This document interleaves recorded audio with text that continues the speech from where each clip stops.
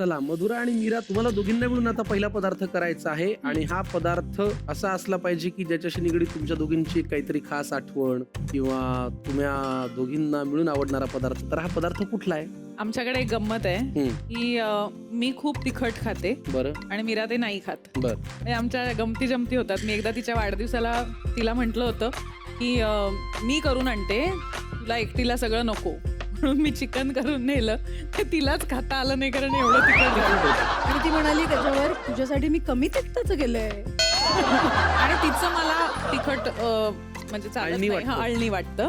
पण एकच गोष्ट आहे तिची जी मला प्रचंड आवडते आणि ती मला तिच्यासारखी कधीही जमत नाही, ती म्हणजे प्रॉन्स करी. प्रॉन्स करी. मग हा पदार्थ आज त्यामुळे आज आपण आणि फिश विषयी आम्ही मगाशी बोललोच की Correct. आम्हाला फिश ही गोष्ट सगळ्यांनाच खूप आवडते. कौटुंबिक प्रेम आहे यांचं हा. फिश. मासे. तर प्रॉन्स करी आज मीरा आपल्यासाठी करणार आहेत. प्रॉन्स करीसाठी लागणारं साहित्य आपल्या समोर आहे. लागणारं साहित्य सांगा मीरा.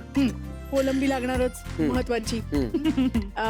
लसूण, तिखट, हळद, धने, ओलं खोबरं, बेडगी आणि काश्मीरी मिरच्या दोन्ही वापरू शकतो, मीठ, चिंच आणि महत्वाचं इन्ग्रेडियंट साखर.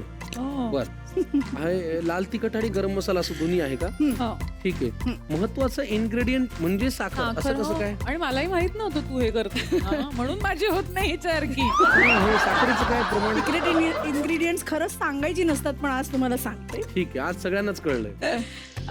मी एका ठिकाणी जिथे राहायचे त्यांच्या म्हणजे एक शेजारी अँग्लो इंडियन आजी राहायच्या.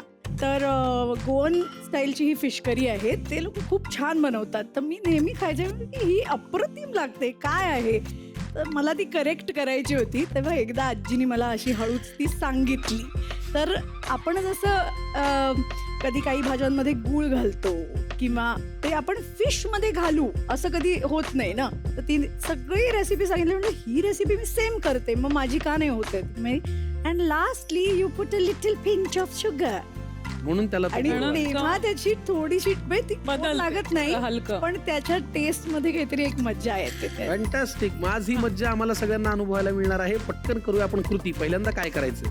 वाटण करायचं असेल ना. ओलं खोबरं घातलं. आपल्याला ह्या मिरच्या भिजवून घ्यायच्या असतात. बर. हा, मग त्या आपण भिजवून त्या आपण भिजवून घेऊया. ठेवा. वेळ वाया घालवायचं नाही. त्याच्यानंतर धने भाजून घेतलेत, ते धने घालायचे.